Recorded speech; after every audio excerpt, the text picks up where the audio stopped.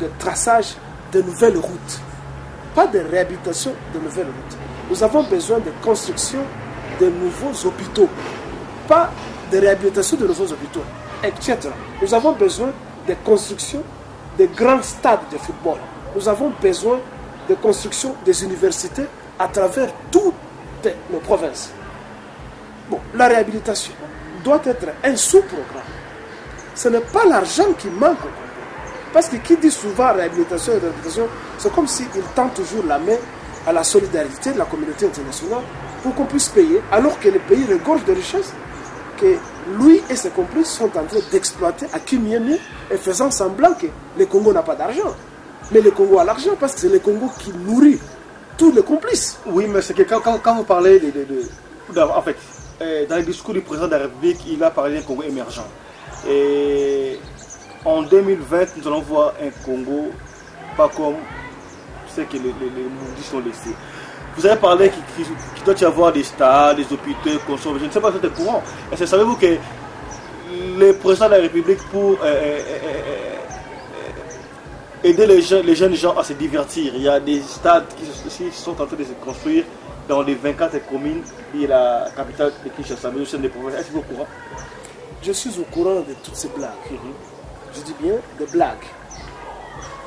L'expression ne vient pas de moi, ça vient de nos prédécesseurs et de tout le monde qui est à Kinshasa. Kinshasa n'est pas le Congo tout entier. Je le répète, il ne faut pas concentrer le destin de tous les Congolais à Kinshasa. Parce que tout le monde n'habite pas à Kinshasa. Non, mais et tout le monde n'habitera pas. Le pays. Non. Et tout le monde n'habitera pas à Kinshasa.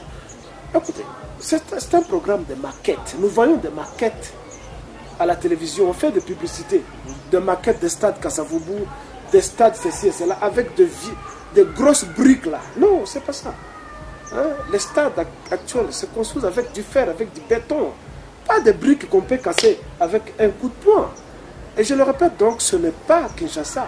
Enfin, Kinshasa n'est pas le Congo seulement. La musique, c'est là. Les universités, c'est là. La politique, c'est là. Cependant, depuis longtemps, on nous parle de la décentralisation. Quand on parle de la décentralisation, ça doit s'appliquer dans tous les domaines. Si c'est dans le domaine des loisirs, si c'est dans le domaine du tourisme, cette décentralisation doit être vue partout. Pas seulement nous dire on construit des loisirs, des enceintes de loisirs pour la jeunesse. La jeunesse du Congo ne se limite pas seulement à Kinshasa. Qu'est-ce que tu diras du Kivu? Qu'est-ce que tu diras de Chabunda? Qu'est-ce que tu diras de Tondo? Qu'est-ce que tu diras de Kataokombe? Qu'est-ce que tu diras de partout? Le Congo est vaste. Et il y a de l'argent pour satisfaire le besoin de tous les Congolais. Vous voyez? Donc, j'étais en train d'illustrer le méfait pour prouver que le Congo n'est pas debout. Donc, la santé, c'est nul. Les infrastructures routières. Si on construit une route ou on réhabilite une route, c'est rien. Les universités, il n'y en a pas. Vous voyez? Depuis que le Belge a laissé ces 3 universités-là, de Kinshasa, de Katanga et de Kisangani, mais qu'on nous dise où est-ce qu'on a encore construit, à part les ISP qu'on a laissés. Et des petites universités privées qui se construisent par-ci par-là, qui n'ont pas une longévité, qui ne sont pas fiables. Parce que c'est le rôle de l'État de construire ces universités. Et sans doute, je n'exclus pas le secteur privé qui doit les faire, à condition que l'État puisse créer un climat d'investissement le plus fiable, le plus tranquille, qui donne la confiance à tout investisseur. On n'investit pas au Congo parce que c'est un pays chancelant. C'est un pays où tout peut arriver à n'importe quel moment. Ainsi, les investisseurs sont hésitants. Bon, il y a une minorité qui arrive de mafieux parce que quand il y a la guerre, c'est un moment, une période propice de faire des affaires. Ça. Mais si le Congo était stable, ce serait la destination de tous les investisseurs parce que nous avons du potentiel. Alors, pour parler de la communauté internationale, vous venez de dire directement l'ONU et ceci, cela ont réagi après que Hippolyte Kanambe ait condamné la présence des agresseurs rwandais à l'est de la République démocratique. Bon. on ne cessera jamais de le dire. Il faut cesser toutes ces blagues. Il condamne le rebelle numéro 1, s'il y a rebelle, ou si rebelle il y a, c'est lui. Il n'y a pas de rebelle, il y a des envahisseurs de notre pays, il y a des occupants de notre pays. Et ce monsieur, c'est le cheval de Troie des occupants, c'est lui l'envahisseur. Il veut qu'on allait. Pendant que lui-même, on le répète à tout moment, lui-même est rwandais. Vous voyez ça? Il est rwandais de père et de mère. Il veut qu'on aille que rwandais, qu'il y a des rwandais chez nous. Mais c'est lui qui est chez nous. C'est lui qui maintient les rwandais. On verra les jours où ce monsieur va quitter, si les rwandais vont rester au Congo. Enfin, les soi-disant rebelles, s'ils vont rester au Congo, ils vont tous fuir. Ils vont détaler parce qu'ils sauront que non, leur cheval de Troie est tombé. Il est temps qu'ils quittent. La même chose. Si Kagame tombe aujourd'hui, mais lui aussi tombe. Il ne joue que le rôle d'un proconsul du Rwanda au pays, alors que le président, celui qui dirige le Congo, c'est Kagame. Ce n'est pas lui, lui c'est un proconsul, c'est un délégué. Hein? C'est un délégué. L'empereur, le Jules César, c'est Kagame. Ouais, ça. Donc, la communauté internationale n'a pas réagi. Elle s'est par contre réjouie. Parce que ce monsieur est allé divertir l'audience à l'Assemblée nationale. Et c'est tout. Qu'ont fait les Nations Unies chez nous? On a toujours posé cette question. Qu'est-ce que les Nations Unies font chez nous? Un régime nationaliste, responsable. Mais on devait mettre fin aux aventures de l'ONU chez nous. On n'a pas besoin de l'ONU chez nous.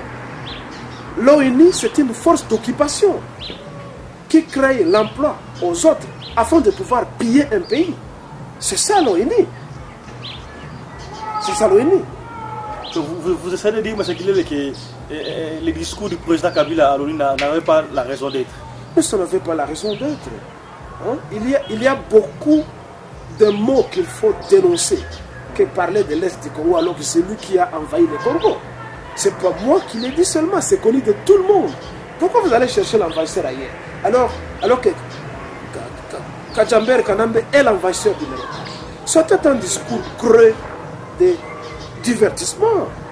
Hein? Il y a des mots qu'il faut condamner. L'enquistage de l'économie congolaise dans le système de la communauté internationale où nous utilisons une monnaie qui n'est pas notre. Comment est-ce qu'on peut utiliser les francs congolais? Francs, la France. Mais nous ne sommes pas des francs. Mobutu avait raison de nous donner les Zaïre et les Maputa ou je ne sais pas les Likuta. Comment on peut utiliser les francs d'abord? Nous ne sommes pas des francs. Les francs, ce sont les Français. Vous voyez ça? Et nous avons des économistes spécialisés en finance, en sciences monétaires, mais qui se taisent au lieu de chercher à bousculer ce système afin qu'on ait notre monnaie à nous. Comment on peut faire la transaction avec cette monnaie? Je ne pense même pas qu'on peut faire la transaction avec cette monnaie avec les voisins. Je ne pense pas. Nous devons mener une lutte pour sortir du colonialisme, tant économique que politique. Nous devons prouver que nous allons à l'école pour apporter un changement dans nos vies tout entières. Oui, mais c'est que puisque vous parlez d'économie, on vient de promulguer une loi disant qu'on ne peut plus voyager avec une somme plus de 10 000 $ à l'aéroport ou soit à des frontières de la République démocratique du Congo, mais aussi pour payer les loyers. Au Congo, on ne peut que payer les loyers désormais avec des francs congolais. Et comment jugez-vous ça? D'abord pour ne pas voyager avec 10 000 $ et puis pour le voyager. Lui, quand il voyage, il donne ses comptes rendus à qui? Qui contrôle sa mallette diplomatique quand il sort pour aller par-ci par-là? Ils prennent des mesures comme ça parce qu'ils se sont déjà enrichis et ils veulent appauvrir les autres. Je ne dis pas qu'on va s'enrichir ailleurs, mais ils ont déjà fait assez de richesses, ils ont amassé des richesses et maintenant ils amènent des mesures pédagogiques si tardives. Mais il a été cité par le magazine Forbes avec, je sais pas, 15 milliards de dollars. Et ces gens sont toujours venus à la télévision pour chercher à les défendre. Mais c'est connu de tout le monde que Kajambere Kanambe a pillé le Congo, lui et Kagame. Comment est-ce qu'il peut expliquer que le Rwanda, l'Ouganda, le Burundi exportent les coltans, la cassiterite, l'or, les diamants, alors qu'on ne trouve pas ce minerai dans ces pays? Comment le Rwanda est coté sur le marché, sur la bourse de minerais, de métaux, alors que le Rwanda n'a pas ce minerai? C'est grâce à qui? C'est grâce à lui. Alors, il y a plus de 10 000 dollars, de 10 000 francs congolais qui sortent au jour le jour. Qui permet ça? S'il a vraiment un contrôle sur l'économie. Il dit que le gouvernement a imposé la loi. Désormais, on ne peut plus voyager avec la somme de 10 000 dollars. Où est-ce qu'ils étaient pendant tout ce temps? Je dis bien, où est-ce qu'ils étaient pendant tout ce temps? Nous parlons d'un Congo debout, émergent. Écoutez, le Congo n'est pas un pays émergent. Qu'est-ce que vous voulez parler de ça? Mais petit à petit, les gouvernements changent des choses. Nous ne devons pas gober les choses et les réciter à la perroquet. C'est pas ça. Oui, c'est un vocabulaire nouveau, le pays émergent. Parce que vous entendez parler du Brésil, les BRICS, le Brésil, l'Inde, la Chine et l'URSS qui n'est pas un pays émergent d'ailleurs. C'est une superpuissance, l'URSS. Tu vois ça? Et on ne peut pas les nier. Hein? Parce que vous entendez parler des pays de l'Afrique du Sud, l'Inde, ce sont des pays émergents et quelques pays asiatiques, des pays émergents, vous allez directement embrasser le vocabulaire, le Congo c'est un pays émergent. Mais il y a des critères.